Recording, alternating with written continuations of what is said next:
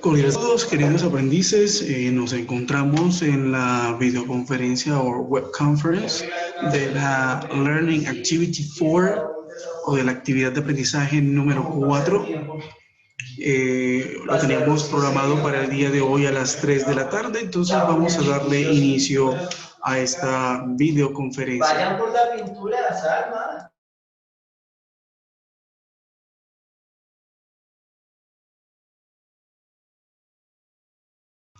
En esta videoconferencia entonces vamos a tratar un tema que es el I've been there. Yo he estado allá o he estado allí. Y vamos a aprender una estructura gramatical que se llama el presente perfecto o present perfect tense. Entonces vamos a dar inicio a la videoconferencia. So look at this example here. I've grown 1 millimeter in 1 year.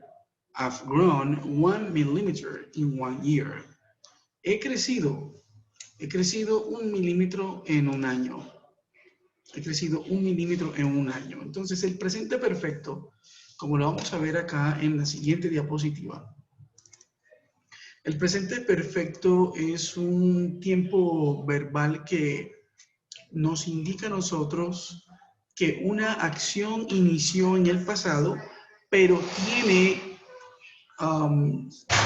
importancia o tiene todavía vigencia en el presente. Entonces, supongamos,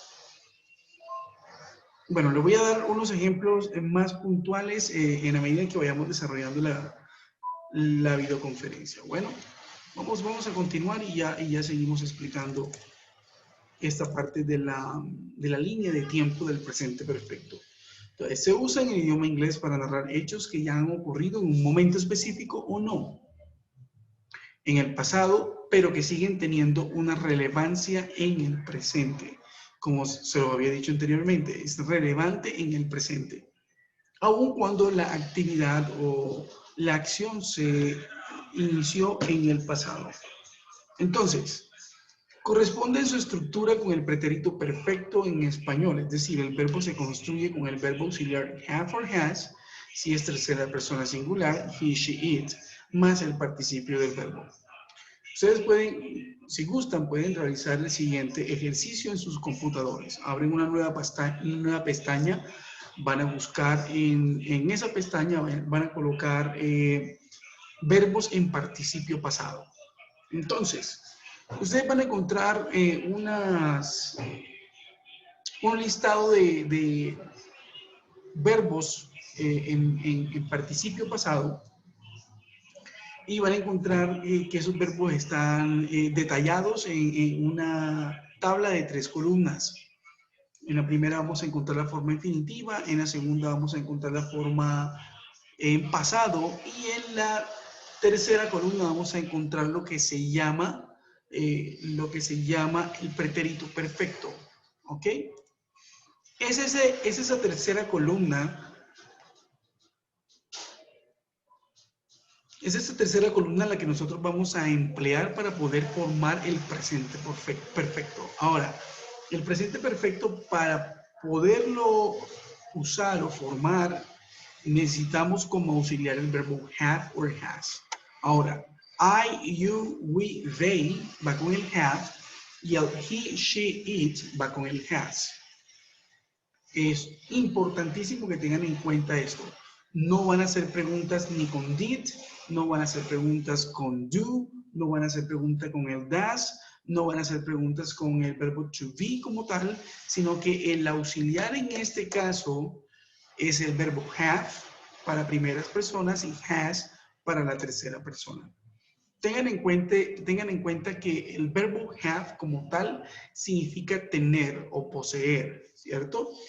Pero en este caso, cuando utilizamos el presente perfecto, no significa tener o poseer, sino que significa as.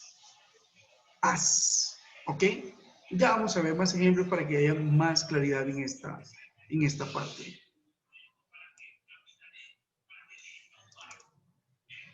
Entonces, aquí tenemos un ejemplo. La otra gran diferencia, the other great difference. Línea de tiempo, past, time, future. ¿Dónde nos ubicamos en el presente perfecto? El presente perfecto se ubica entre el pasado y el presente. Let's take a look at the following example. I have lived in Valencia for 3 years. He vivido. Has o he. En el caso del has es cuando yo digo tú has, ellos han, nosotros hemos, yo he vivido. ¿Ok? Eso es lo que significa el verbo have aquí en este tiempo verbal. Recuerden que el verbo have significa tener o poseer, pero aquí en este tiempo verbal no significa eso, sino que significa cuando uno lo empieza a conjugar con los pronombres, entonces yo he, tú has, él has, nosotros hemos, ella ha, esto ha, ¿cierto? Tú has, y así sucesivamente. Y eso es lo que significa el verbo aquí en este presente perfecto. Yo he vivido en Valencia por 3 años. I have lived in Valencia for 3 years. Acciones que empezaron en el pasado y siguen ahora. Entonces, yo he vivido en Valencia por 3 años. Eso quiere decir que hace 3 años me mudé para Valencia y aún continúo viviendo en Valencia. En el lapso de 3 años, todavía continúo viviendo en Valencia. ¿Hace cuántos años me mudé a Valencia? Hace 3 años. Eso fue un pasado. Pero tiene relevancia en este momento porque todavía continúo viviendo en Valencia. ¿Cierto? Entonces, como tiene todavía relevancia por el hecho de que he vivido en Valencia por esos 3 años, todavía tiene relevancia en ese presente. I have lived in Valencia for 3 years. Ahora, si vemos aquí la estructura gramatical, tenemos el pronombre, después tenemos el auxiliar have o has, dependiendo del pronombre, pero en este caso aquí tenemos el have, y después del have viene el verbo en participio pasado. Recuerden que tenemos verbos que son regulares y verbos que son irregulares.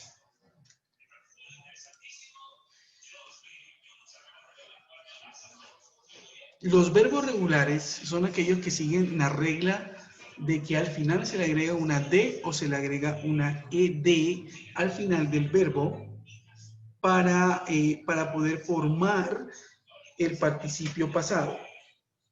Ahora bien, el asunto consiste en lo siguiente, que en los verbos que son irregulares y no siguen esta regla gramatical, será necesario que ustedes se aprendan esos verbos de memoria. Los pueden organizar por terminación, los pueden organizar por su significado, o lo pueden organizar de una manera tal que se lo puedan aprender en un contexto, en una historia. Pueden escribir una historia corta, emplear verbos en esa historia corta de manera tal que el hecho de ustedes poder tomar esa información sea mucho más fácil para ustedes.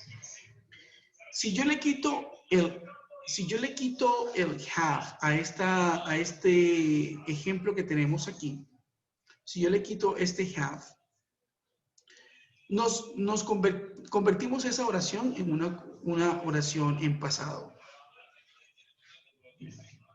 ¿Ok? Entonces, por ejemplo, I have lived in Valencia for 3 years. He vivido en Valencia por 3 años. Si yo digo I lived in Valencia for 3 years, es decir, viví en Valencia por 3 años, aquí me cambia por completo el significado de la oración. No es lo mismo decir yo he vivido en Valencia por 3 años a decir yo viví en Valencia por 3 años, ¿cierto? Entonces, Si yo digo, yo viví en Valencia por 3 años y estamos hablando de un pasado. No tiene relevancia. Estoy hablando de la parte semántica y gramatical. No tiene relevancia para hoy. Obvio, si uno se pone a pensar, dice, bueno, si viviste 3 años en Valencia, pues obviamente en tu vida como tal debió haber cambiado algo, ¿cierto? Debiste haber conocido una nueva cultura, nuevas personas y nuevas costumbres y, bueno, nuevas cosas. Y de una u otra manera eso te va a cambiar por dentro y te va a cambiar mentalmente, porque eso es así. La cultura empieza a hacer mella dentro de ti y termina cambiándote. Lo digo con experiencia propia porque el tiempo que yo viví en los Estados Unidos, 3 años, eso lo cambia a uno totalmente. Estar en una nueva cultura, si me hubiera ido para Chile, o me hubiera ido para Perú, o me hubiera ido para Ecuador, o para Brasil, o para Argentina, o para cualquier otro país de Latinoamérica, también me habría cambiado igual. Quizás no en la misma medida en el sentido de que es, bueno, acá se habla español, bueno, en Brasil se habla el portugués, pero en Estados Unidos, pues obvio se habla el inglés, ¿cierto?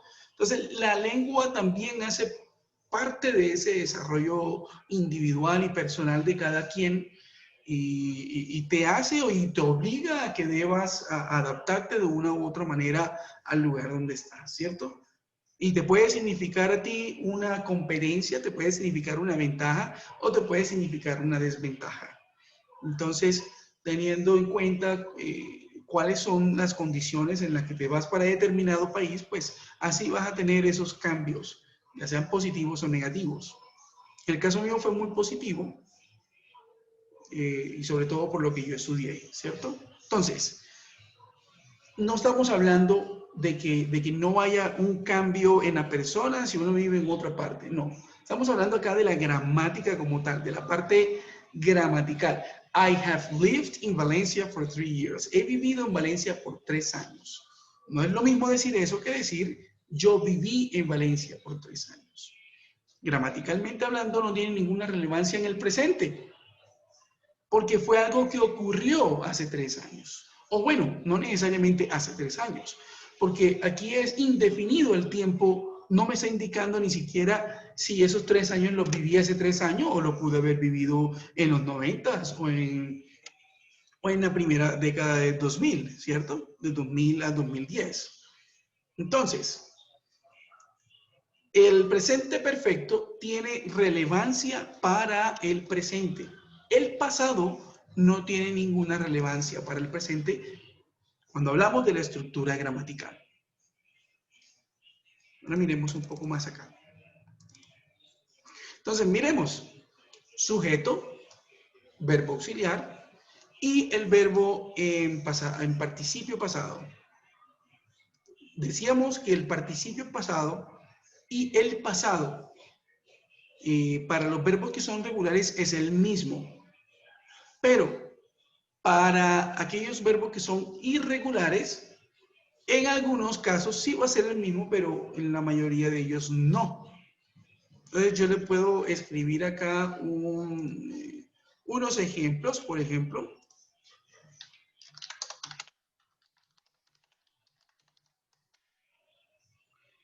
Voy a escribir acá.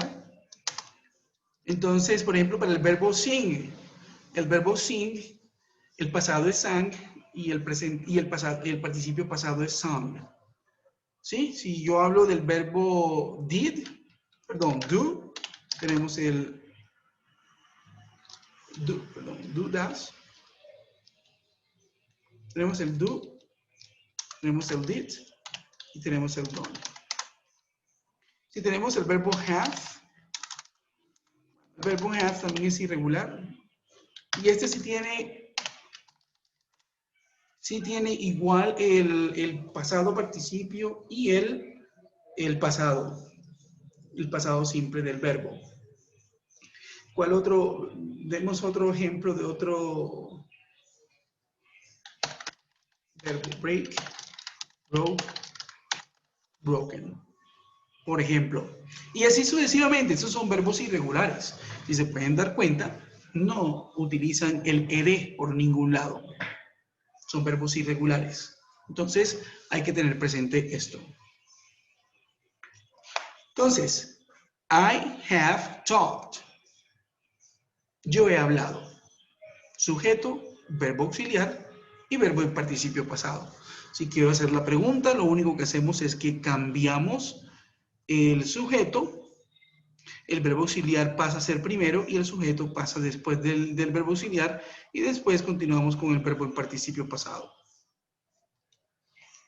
Miremos acá entonces la próxima diapositiva que nos va a ayudar con esto. Grammatical structure. Example with verb to be. Entonces, affirmative clause o frase afirmativa, la estructura gramatical como se la tienen que aprender. Sujeto, auxiliar have or has y el verbo en participio. I have eaten. I have eaten. Yo he comido. La forma negativa de la frase negativa. I have not eaten. No he comido. Y la forma interrogativa, have I eaten? Have I eaten? Entonces, voy a escribirle otros ejemplos acá en el chat, ¿ok?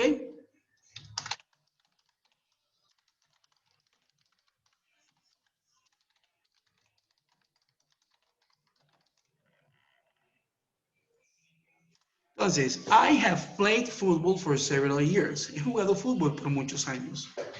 O por varios años. I have played football for several years. La forma de la interrogativa sería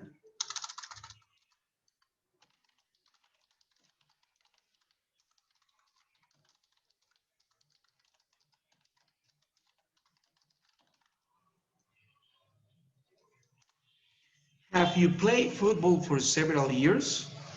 Y la forma negativa de esa sería I have not played football for several years. I have not played football for several years. El have not también puede ser hacerse la contracción. Entonces, I haven't played football for several years.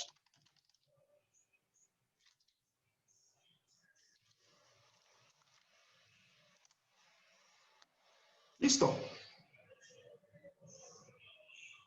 Ahí tenemos la forma afirmativa, negativa e interrogativa. ¿Ok? Muy bien. Entonces, lo que va a suceder en este momento es que, teniendo en cuenta lo que hemos visto hasta el momento, vamos a realizar un ejercicio. Vamos a realizar un ejercicio acá. Vamos a realizar el ejercicio de la primera. Voy a aumentar un poco para que se vea. Vamos a hacer la parte A. Solo la parte A. ¿Ok? Solo la parte A. Entonces, aquí tenemos unos verbos. Go. Tenemos el verbo be o to be. Tenemos el verbo become.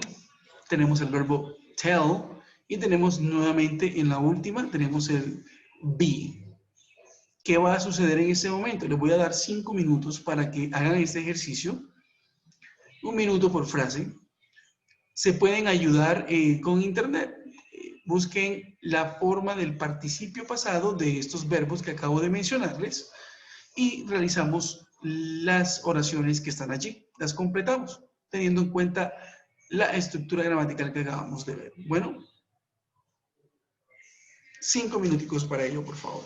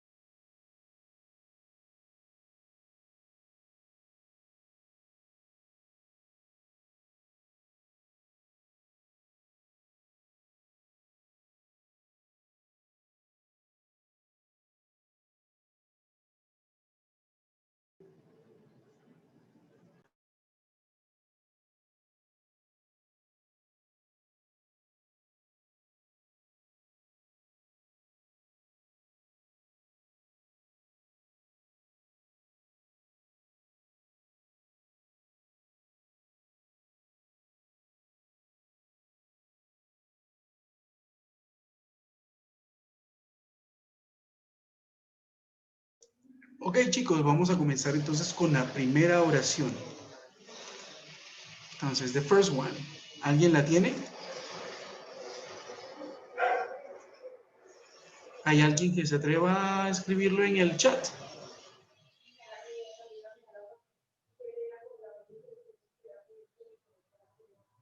¿No hay nadie? Bueno, vamos a hacerlo entonces.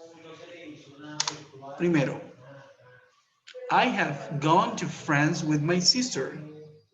I have gone to France with my sister. Muy bien, Diana. Recordemos que el I, el pronombre I, siempre va en mayúscula, ¿ok? Vamos a hacer el siguiente entonces, la número 2, ¿quién se atreve?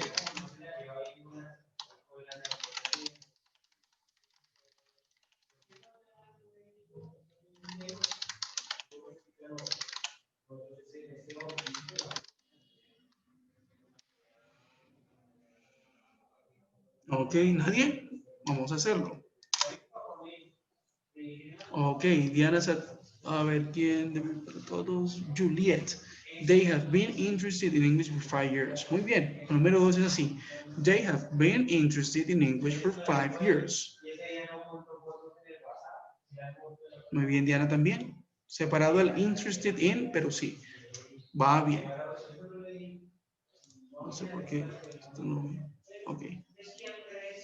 Muy bien. Vámonos para el tercero.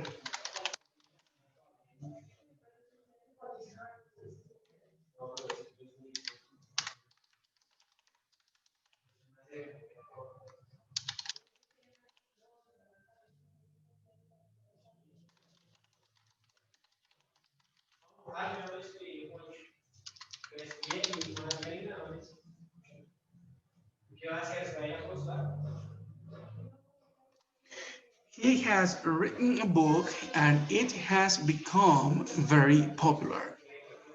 Recuerden que el he siempre iniciamos la primera palabra, vamos a comenzarla en mayúscula. He has written a book and it has become very popular. Muy bien, continuemos. Vamos a ver la cuarta.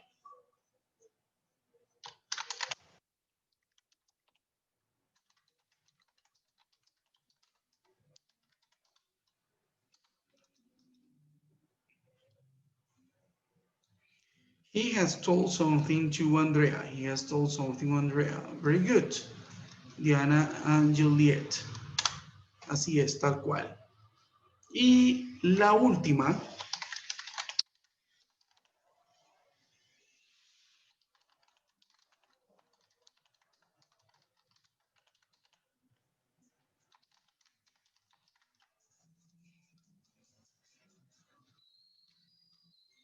Vamos a ver quién se atreve a hacer la última.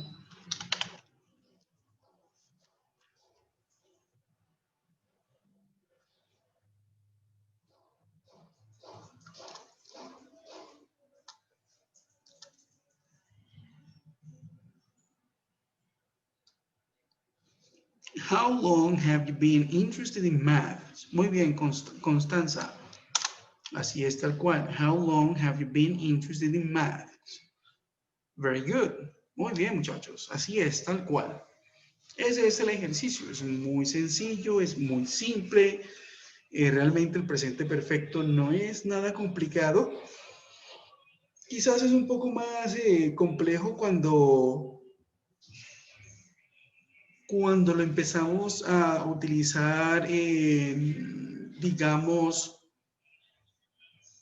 en historias complejas donde empezamos a jugar con los tiempos verbales, ¿cierto? Pasado, presente, presente continuo, pasado simple, presente perfecto continuo, pasado perfecto continuo y muchas otras cosas más. Ya cuando empezamos a jugar con esa dinámica de los tiempos verbales, ya puede llegar a ser un poco más, más complejo el uso del presente perfecto porque digamos que cada tiempo verbal tiene su uso y en una historia puede ser algo intrincada la cuestión si uno no domina muy bien este tema, pero, y bueno, y por eso es que no todo el mundo es escritor, ¿cierto?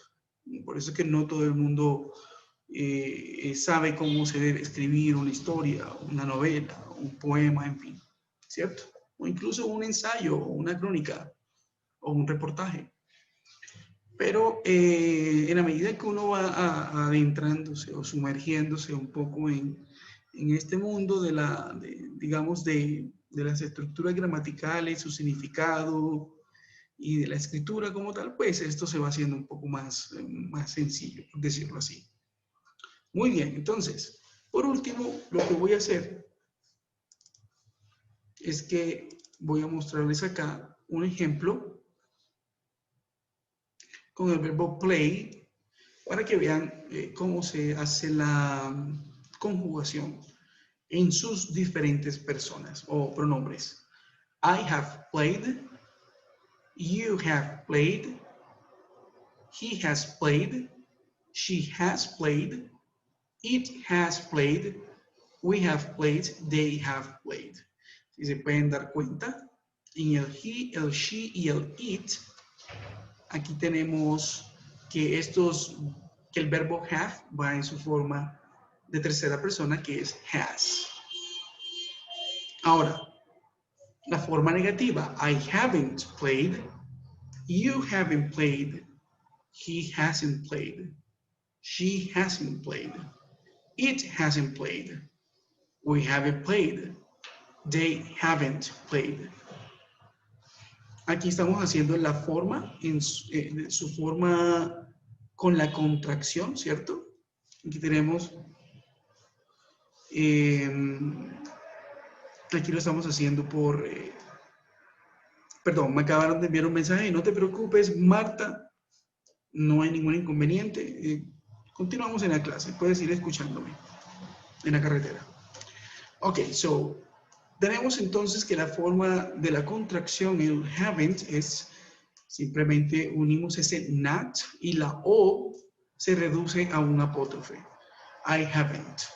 Y en el hasn't se coloca el has not pegado y se vuelve a omitir esa O se reduce a un apóstrofo. Hasn't. Haven't, hasn't. Y la forma interrogativa, have I played, have you played, has he played, has she played, has it played, have we played, and have they played.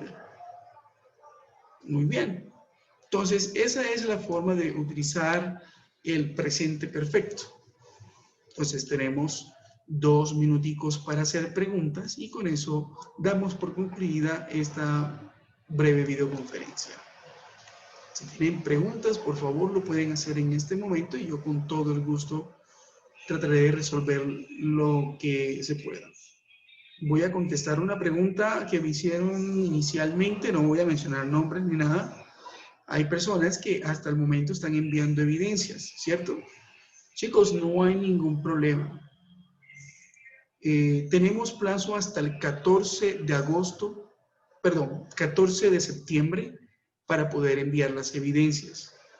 El único inconveniente que hay allí es que, pues bueno, hay que presionar el acelerador, ¿cierto? Hay que presionar el acelerador porque recuerden lo que les dije desde la primera videoconferencia. Yo no tengo ni el poder ni tengo el rol para poder extender los cursos virtuales. Desde Dirección General se ha dicho que estos cursos son de 60 horas. Entonces, tiene una fecha de inicio y tiene una fecha de finalización.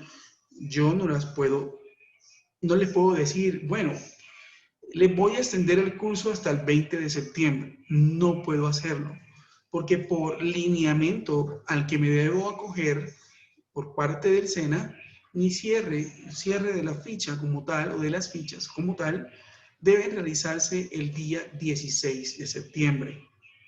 Si yo me paso de ese día, corro con el riesgo de que posterior a ello ya no pueda hacer cierre administrativo del curso.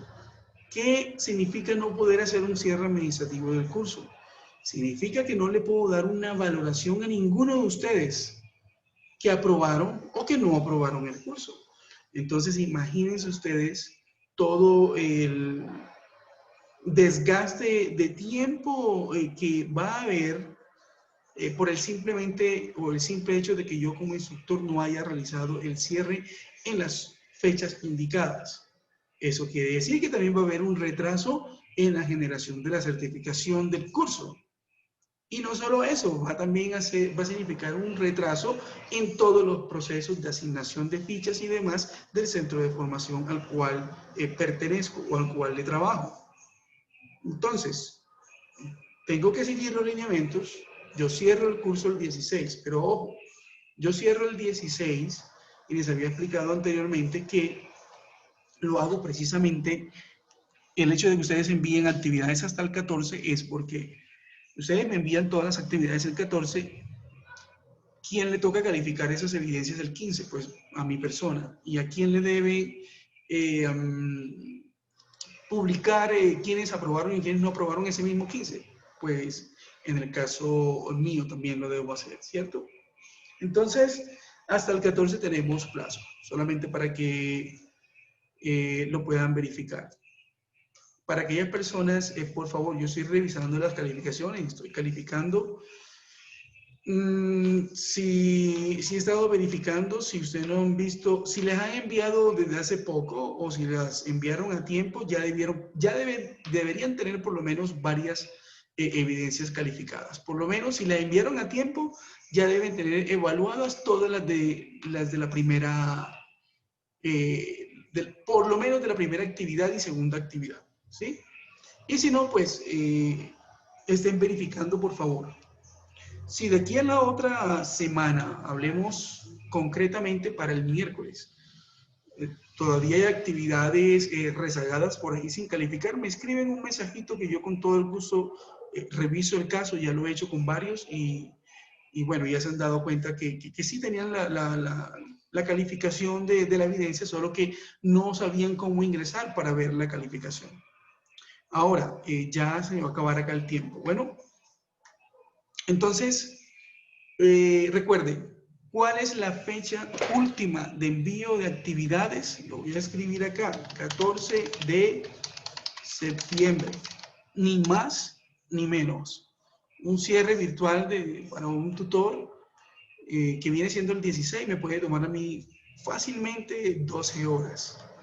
Más el día anterior, que es el 15, hacer la evaluación, calificar todas las evidencias, empezar a descargar algunos archivos o reportes para poderlos tener en cuenta. Bueno, entonces les quiero agradecer a todos ustedes realmente la presencia que tienen aquí conmigo. Les agradezco muchísimo, esto lo hacemos por ustedes. Yo aprendo mucho de ustedes también. Y me agrada el hecho de que puedan estar acá y estén interesados en aprender.